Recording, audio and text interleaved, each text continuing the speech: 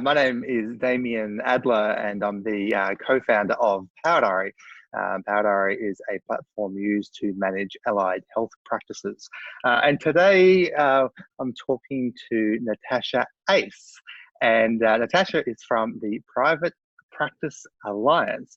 And Natasha and I have, we met up how long ago now? Has it been a year? It's 8 months at least. About that, yeah. And we kind of met on LinkedIn, and Natasha was working in her business and contacted me on LinkedIn, and we have been catching up and talking all things practice management related now since that time. And we're thinking it'd be good to talk a little bit about how Natasha uses Power Diary with her clients. But maybe Natasha, first, if you can sort of tell us maybe a little bit about the sort of work you do and what the Private Practice Alliance is all about and the work that you do with your clients. Yeah, thank you. Thank you. Yes, I contacted you randomly saying I'm not a crazy person, but come get to know me, right? So basically the Private Practice Alliance is a mixture of everything. Yesterday I was driving home from the gym and I actually was thinking I'm kind of like a concierge service, you know, like everything you need about private practice, I've probably done it or I've experienced it, or I have a way of being able to get to the end point of whatever you're trying to get. But initially I tell people I'm a translator. I look at the clinical world and I look at the business world and I help them speak to one another because they don't always go hand in hand. You say to someone, hey, you need to earn more money, see your clients more. It doesn't work that way. Right. So yeah, I try and make the translation work, especially if you're a principal psychologist or a principal owner and you're wanting your contractors to get involved. And how do we get them involved and on side in a language that they understand without it seeming as though you're just trying to pressure them for more hours or, dupe them into doing something else. But the end game is how do we get the contractors to really see the ultimate vision of the principal psychologist as well. So there are those two elements of it. Quite specifically with mental health, although in lots of conversations with you, Damien, you're saying it goes to all allied health field practitioners. And yes, I'm learning that as we pick up different allied health practitioners in private practice. So the principle is the same, especially some of the topics that we talk about. So I think business analytics, I thrive on them. I love them. I think they tell us the story of not just the business, but also the client journey and ways to be able to make that journey of the business and the client sort of smooth and not necessarily easy, but less road bumps, less potholes. So we are talking today about the reporting systems, and that's something that I absolutely love. Yeah, one of the things that you were talking about, the way that you use reporting with your clients and when you're working with them. And I was learning some things about how, the different ways about reports, and I was like, wow, this is really powerful. And so in terms of the day-to-day and how the context of showing someone an element of their practice management software, in this case, how you would use Power Diary.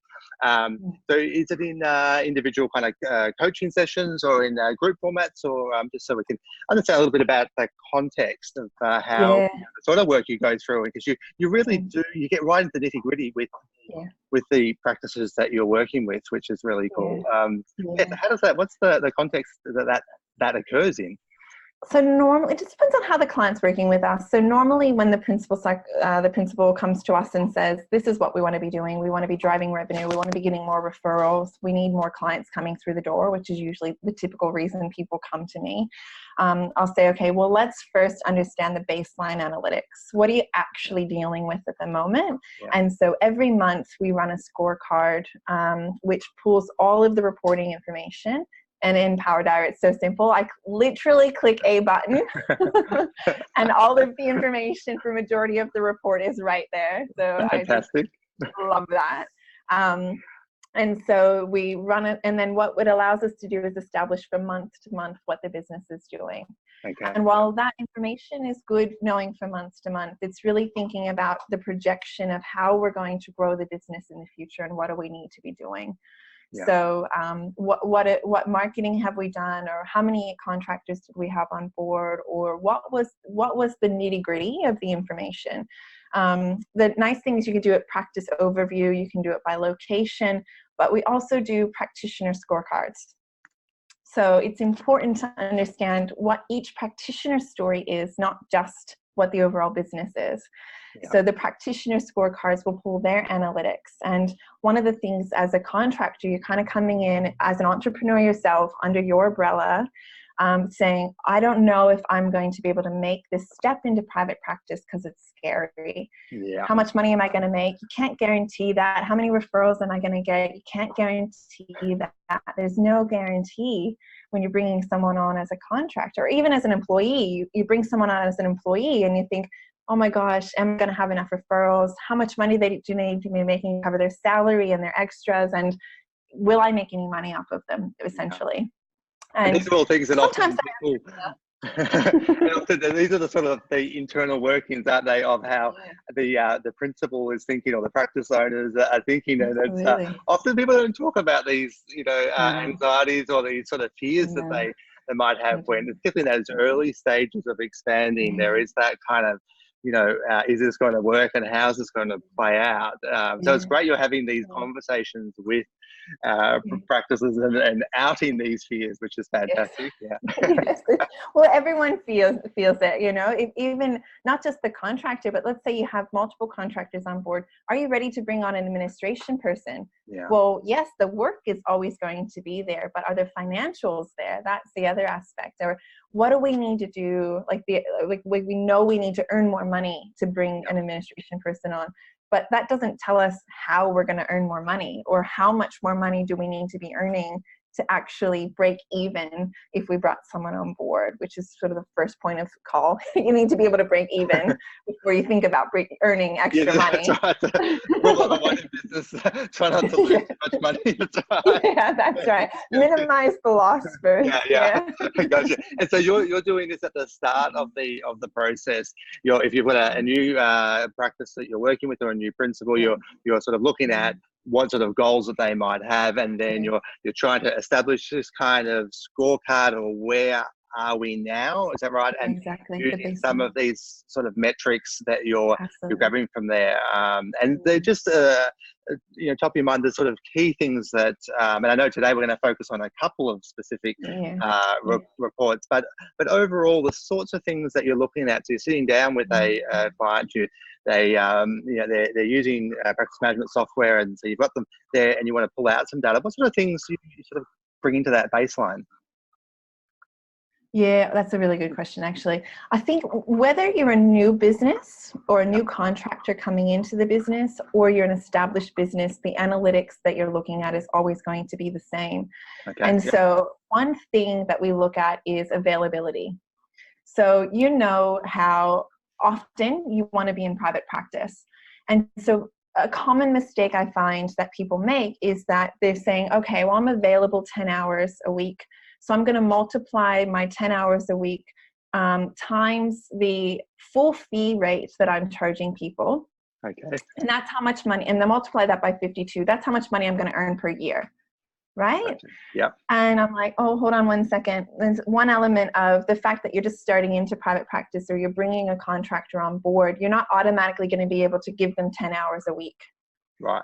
Yeah. So we need to make sure that we understand that we sort of scale availability. Right? So you're available 10 hours, but I can only give you 5 client contact hours at the very beginning. How long is it going to take me to drive in 5 more so that you have 10 clients on your diary? So that's the first thing. And so you'd be having that conversation. You're encouraging people to have that conversation with their new contractors or employees early on, so there's a clear path of how this would work. Okay, that makes sense. Absolutely. Yeah. Then from there, not 100% of your clients are going to attend. Okay. Right? So you might have 10 clients booked in, but 5 of them might reschedule for the next week. 5 of them might no-show. 5 of them might cancel. So you can't then base your salary on the idea that you're going to be 100% full. Gotcha. Yeah. So we look at not just multiplying by your availability and then multiplying that by however many weeks you feel like you think you're going to be working. There's an element of saying the practitioner is available, but can the practice provide the referrals, or can we get the number of referrals in there? And then after that, is the client engaged enough to actually attend without rescheduling or canceling, which then says, what's your client attendance rate? So we can pull all of this information. If you're an existing practice, we can pull all of this information with just one click of a button. Nice. In Power Diary. So it's not just looking at the numbers and then saying, okay, I have all of these numbers, what do I do with them? I don't want to talk about them, because you can actually plan your next financial year based on the analytics that we provide. But we're looking at revenue, obviously. I mean, that's a go-to, given Power Diary provides retention, which I don't necessarily focus on as much, and you and I've had that conversation, but you can have 100% client attendance of one person. Yeah, right. And all of your, like that's fine. So you need to balance, are the clients coming in that are booking in, are they coming in a full course of treatment? You need to understand, are clients being discharged too early? Yes. I find most clinicians will tend to underservice out of fear of over-servicing. Yeah. And so that's where I look at retention. I don't sort of say you're a bad clinician, you're a good clinician because your retention is X. I think that's a good point too, that, and often I think with data, it sort of gives you somewhere to sort of look at, and it tells you something is going on here, but you don't necessarily know, what it is. And when you see differences in performance of different clinicians within a practice, for instance, and it's sort of, I think that with, say, the retention report, if someone has very long retention versus other people in the practice have very short retention, and in and of itself doesn't necessarily say anything, because it could be that your people that have a low number of sessions they provide, it has worked out some magic way of helping people super efficiently. Or alternatively, it could be that the people that have super long retention are struggling to get that kind of movement and progress with their clients, and in fact may 100%. Also need support and supervision around that. So it's often just it's sort of a data point to start a conversation. It's the way I often look at it. It sounds that's sort of the approach that you take with it as well. Some of the questions that I like to ask when I'm looking at retention, because retention is a hot spot with practitioners. They're saying, of course, the longer the client's in therapy or in their journey, the more you make from them, essentially, the more the return on the investment is higher. But what I actually like to be able to do, if we look at psychologists and say, okay, psychologist 1 has a retention of 3, but psychologist 2 has a retention of 10. What is the difference? You might find that psychologist 1 is seeing majority EAP clients. They're using short-term solution-focused therapies, and the modalities that they're doing, the style of therapy that they use is supposed to be short-term. So then they're doing what they should probably be doing until you go down and you look and see, okay, in the client list, which is also something else I use out of Power Diary, in the client list, who discharged the client? Did the client discharge themselves, or did the clinician discharge? And so you can pull that out, that story out when you're looking at the detail. On the flip side of that, practitioner 2 is part of what they're doing. If they're psychodynamic, if they're psychodynamic and the model is that they're in therapy longer than 2 years, then I'm actually going to be concerned. Right. Hold on 1 second.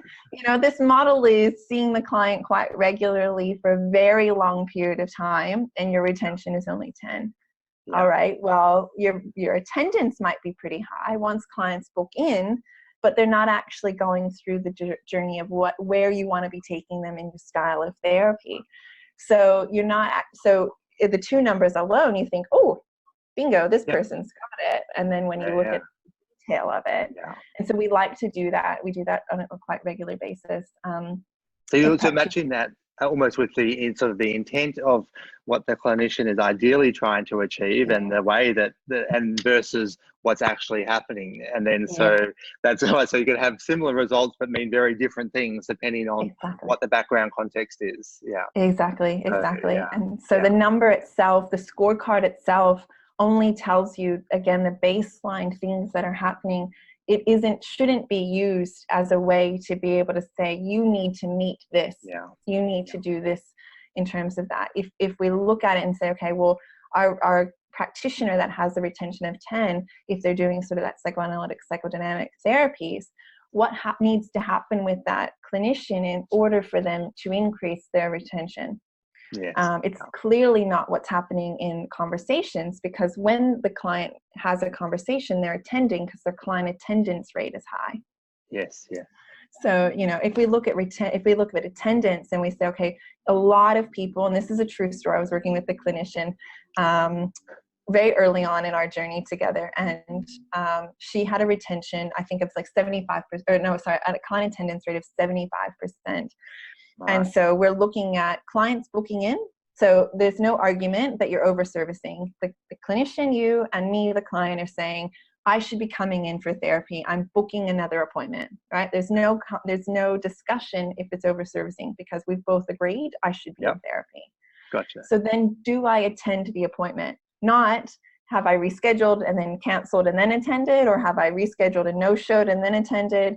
It's the first point of contact. Gotcha. Have I attended the appointment? And Power Diary tells us that. So they've got the reschedule, you've got, the notes that you can see in there of why the client's canceled or the client's rescheduled. So we can pull all of the story when we look at the finer detail. But basically, when we pulled the story, we were looking at the information, I was saying 100% of your clients are canceling for work reasons, and 100% of those clients are canceling outside of the cancellation policy. So what's happening, right? Nice, Right? They all have the same reason, and they're all doing it at the same time. And so when I was working with her, one of the things she was saying, and again, I'm working with the contractor within the practice as well. And she was saying, oh yeah, well, when I go to book the appointment, I always let people know, like, if they can't attend because of work or kids or whatever it might be, they need to get me 48 hours notice or else they're charged. And I'm like, so you're giving them permission to cancel quite specifically for work reasons and kids. Right. It's funny how that back. It's interesting, and without looking at the data, and it'll be very hard to pick that up, isn't it? That this is a pattern, and it might be unique to this particular sort of person, or that clinician, and then you can sort of drill it right down to, hang on, it's this action at the very start that is actually causing. This sort of this flow through. And so we can talk to her about engagement and keeping her client coming back in, but it doesn't do any good if she's subconsciously putting that information out and giving the client permission, so do you find too, and when you're sort of first introducing people the idea of looking at their business in this kind of way, and that people are a little bit hesitant to kind of deep dive into reports and numbers and statistics, because information's there often, they can get the data, but sometimes it's not always like something that people are super excited and fired up to do it. But I think you changed that. I think your enthusiasm what do you do? Do you notice this, and how do you manage it? 100%. I think even when I started talking to you about reports, you were kind of like, oh, okay. I get excited about it because for me it tells me a story. But as a clinician, you're taught to kind of go on that journey with the client through words and the sessions that you work with the client. So that's your version of the story. When I say, let's talk about numbers and understand the baseline analytics, there's sort of this element of, oh, I'm not a business person, I can't look at numbers, or the principal wants me to look at numbers because they're just, wanting to earn more money from me, and I just want to work in sort of my style and, my person-centered aspects of how I work, and that's all fine. But there's elements too that, one person's teaching another person how to do this, and so they're doing what they've always done, and then they've taught you to do what they've always done. and things have changed and things have evolved. My biggest pet peeve is the cancellation fee, which we use a report in Power Diary to pull the cancellation fees and see if that's been being charged, and so, or not, and why, and those types of things. But you know, everyone uses a cancellation fee, and my whole thing is do away with cancellation fees. People aren't charging them. You're breaking therapeutic alliance. It's just causing a rift. You're not earning any money, even though everyone thinks you're making $1 gazillion on cancellation fees. Just get rid of them. There's no point in having them. And then that starts a whole conversation, you know, in and of I was going to itself. say, we could actually do probably a whole discussion on this. And to be clear, when you're talking about removing cancellation fees, we'll just give people a hint here. You're not talking about that it's okay for people to not turn up, and there's no issue with that, is it? It's not giving you the whole different take that is very effective, right, at removing this conversation. We might do something. Come back to it, but but that's the thing, that it's sort of that fear. It's like, I've always done this, or I can't talk about this. Numbers isn't my thing. And I always tell people, I'm quite open about this. I failed algebra twice. I never thought that I would use numbers in my day-to-day life, and I don't actually see numbers as numbers, but instead a way to tell a story. So again, you're translating the aspect of, you know, the business into the clinical world, and you do that by saying, okay, pulling it apart, just like you've said, and saying, what is the story telling me? What is the themes, and what are the commonalities of the reporting aspects that Power Diary provides?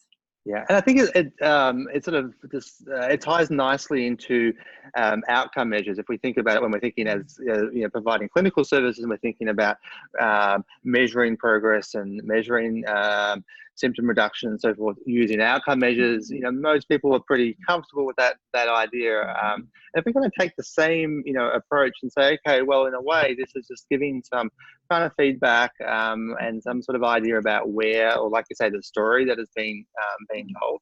And I'm sort of like you, actually. I did the statistics twice because the first I kind of did okay, but to progress in the stream I wanted to do with the psychology program, you had to kind of really, you know.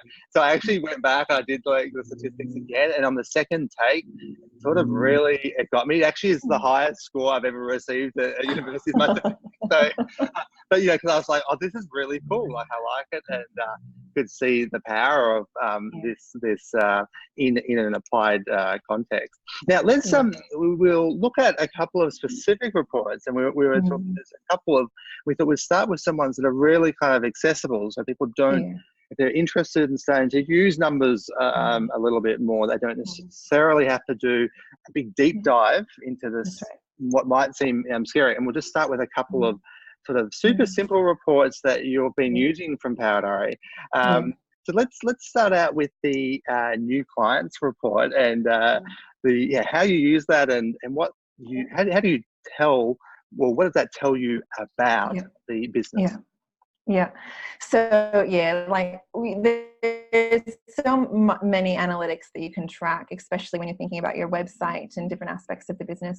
And even if you're tracking them, if you're not using them, it doesn't make any sense. So, and maybe in the future, but if you don't know how or what you're doing with them. So I think one of the things we want to make sure is that if someone is saying, okay, I'm going to dip my toes into looking at the reports that you're providing, what am I going to do with that information? And the two of them that are really important that go hand in hand, new clients coming in. So a lot of people, majority of the clients that have sort of come in and started to work with me are saying, I need more referrals. I need more referrals. And so, you know, they look and they see that their books have they've got empty diary slots, or they have empty time slots. And this is actually something I just had a conversation with the principal. He's saying, he has 20 psychologists that are working with them, and he's saying, I need more referrals to be able to fill these books of the clinicians. I said, well, let's just look at one. He had one. She's working 1 day a week, 5 hours. And how many new referrals do you have coming in? And within Power Diary, you can run the report in two ways. So one is going to be every new client that's created in this system over a period of time.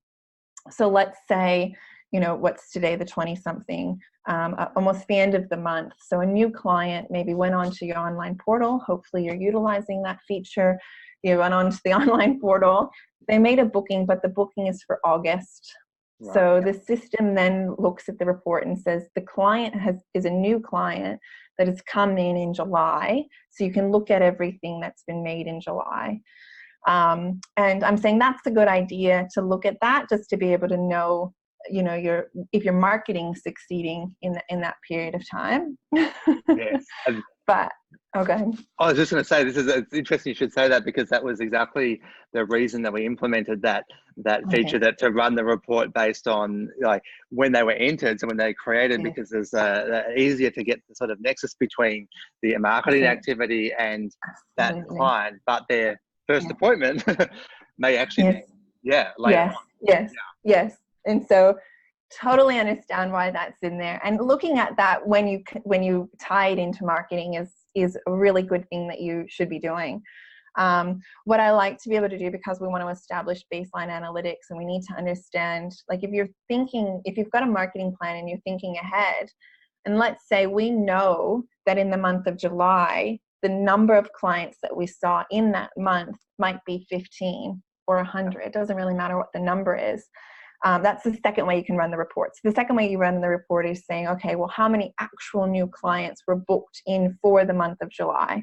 Yeah. And so we can say, okay, there were 15 new clients that actually came in the month of July versus the 30 that were created in the month of July.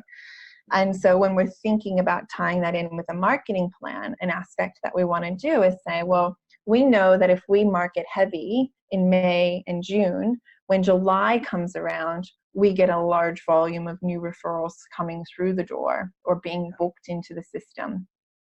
And so we can spend more money if we want to increase that number for July. So it kind of allows us to build the marketing plan ahead when you're planning again, or look at what you've done the month previous to say, okay, this is what we did in order to drive these new referrals.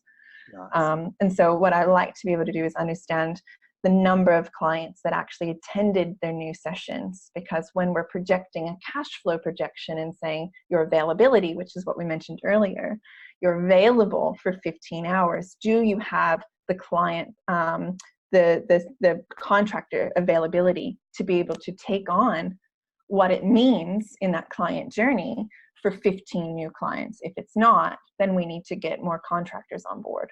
Does that make sense? It does, yeah. So you're actually using it to sort of, understand the impact and the connection between the marketing activities and things and the new referral, but then actually using that in a very practical way to then drive or plan really, the resources, the recruitment and other elements to see, whether, and it sort of relates to something that we, I think, touched on in a previous conversation about trying to get that balance between doing the right amount of marketing that you're able to service, but and then have, and be able to see everyone, but at the same time not overcook that referrals, because if everyone starts to refer to you and you haven't planned out your recruitment and that side of things, you end up where you can't service people, and then the referrers get kind of annoyed, right? Yeah, that's exactly right. Yep, that's exactly. That's a whole other. That was actually a whole other discussion. You all missed it. But it is interesting. So even something that's kind of like what we would consider, one of the sort of, it's one of those more basic reports, but it just it can be used in this very helpful way in terms of planning out. I think it's also good. People sometimes find it's if they've found that they've had a little bit of a down spot time, they can sometimes also compare over the months and say, oh, you know what, like this is normal for January, right? And in fact, we're up on 100%. There's that season kind of fluctuation that is sort of, it stops your heart a bit if you're a practice owner at the start. That's exactly right. And that's what, and I always, when we're thinking, we talk about practice wastage and where the wastage comes from and how do we minimize the wastage. I think a lot of times, practices just kind of cop it on the chin and say wastage is a part of practice. And I'm saying, that's business in and of itself. But what wastage can we be salvaging? One aspect of it is if we know, and I know because I've looked at a lot of analytics for a lot of practices around the country, I know that July and December, January are always going to be a bit of slower months for practices. So are you going to want to either A, ramp up your marketing so that you can fill those books during those times, or are you going to be saying to your clinicians, why don't you try and schedule some time off around this? And then you're not needing to drive in as many referrals, which is a lot more difficult. Those clients, the clinicians have taken off. You're planning around those slow periods of time. And then you can actually be saving up because you know in July, December, January, that money isn't going to be coming in as a business owner, and that you'll be using your savings to be able to cover the expenses. And all of these things you can be pre-planning. Yeah, exactly. And it takes a lot of the stress and anxiety out of it. I think you can plan for those things. We can see that there's the pattern there. This is not unusual. It's helpful, I think, even reassuring for contractors and so forth who might be getting concerned that, hey, there's not as many referrals and I don't have as much booked out, to say, hey, let's have a look at the data. Here it is. It's fine. We can all. Moving on to another, one of the other reports that we thought we'd cover off today was the way in which you use the referrer report and looking at referrals through the system. So are you able to talk a little bit about how you work with that with clients and why that one is so important to what you do? Yeah, we talk about GP marketing as a really strong way to get referrals, and most practices, allied health professionals, are going out and letting GPs know that they're around and that they're taking on referrals, sort of that same spiel, although we've got a whole different spin on it.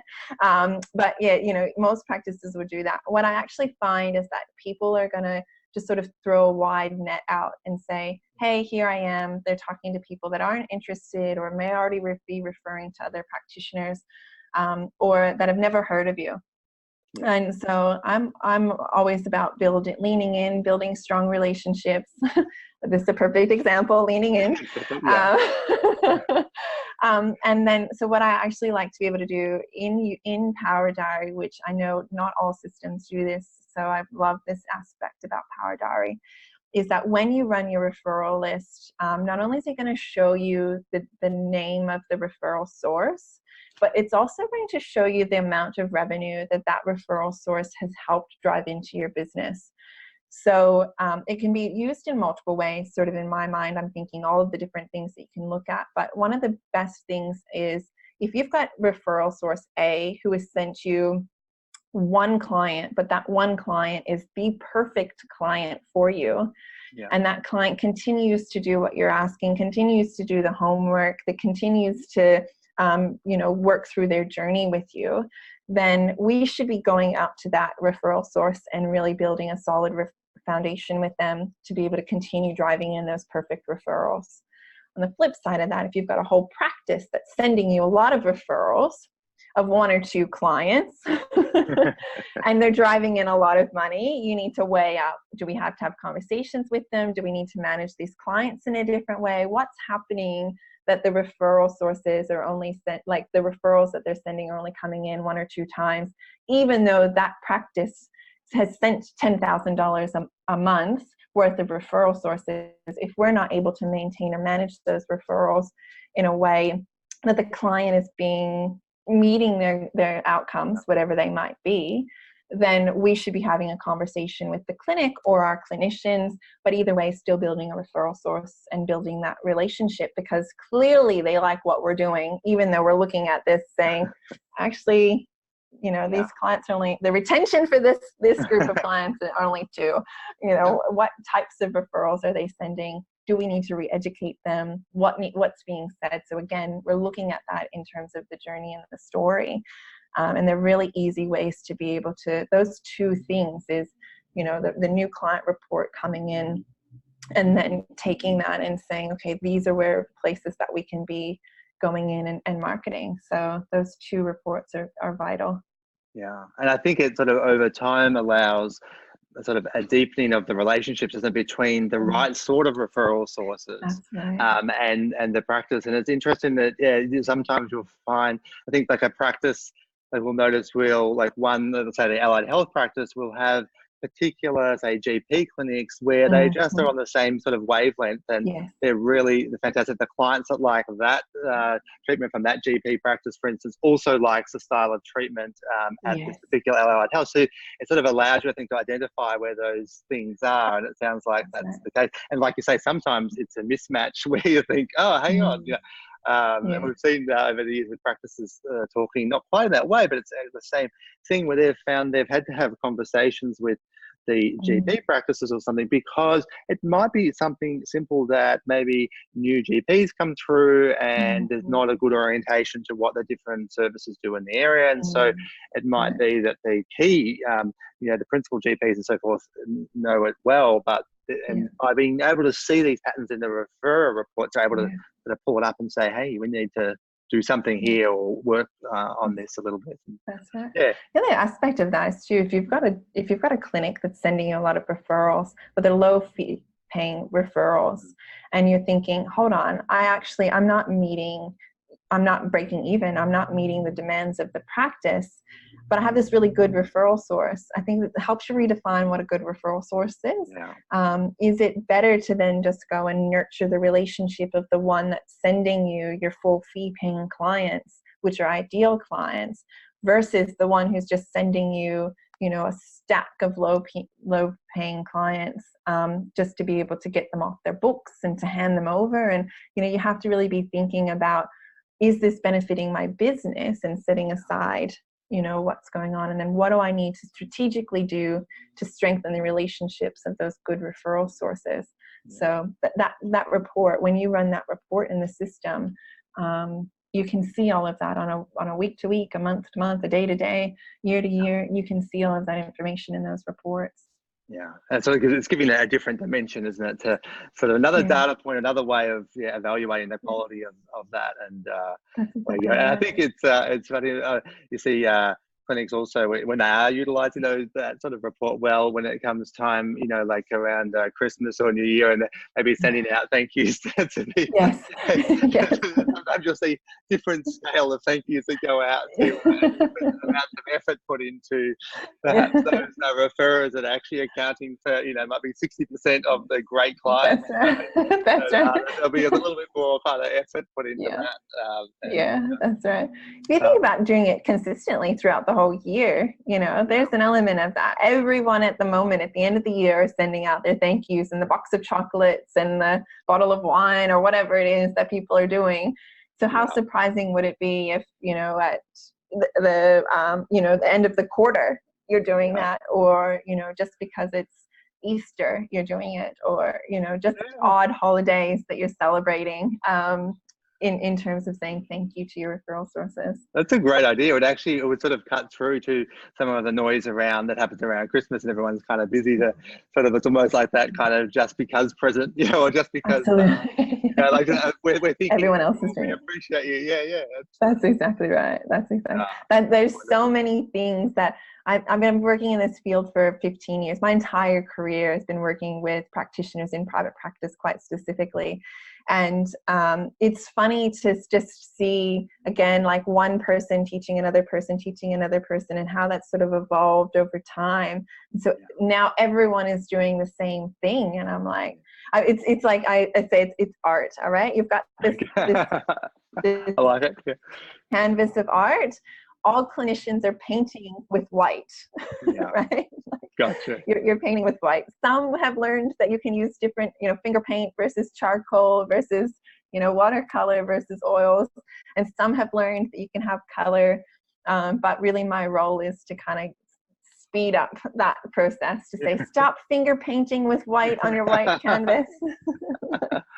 That's a great approach. It's to help people kind of cut through, make your painting stand out if you're the only one that's got a lot of the That's exactly right. I like it. Wonderful. Look, thank you so much, Natasha, for talking to us today about how you use reports and the approach that you take, because I think it's really refreshing. I think it's particularly an area like reporting where people are sometimes kind of reluctant. Like we like it from a business development point of view, and we like developing all these like really cool reports and allowing people to export them and do all that. But it's it's great to see people who are using them and excited about it, and has these different ways. Like some of the way that you use them is actually even different to how we had originally conceptualized, which is just amazing. So thank you so much good. for coming Thank and you. sharing that, and we'll certainly have to do it again, and we'll talk about another area of how you use things in a really amazing way with your clients. That's perfect. Thank you. We'll see you later.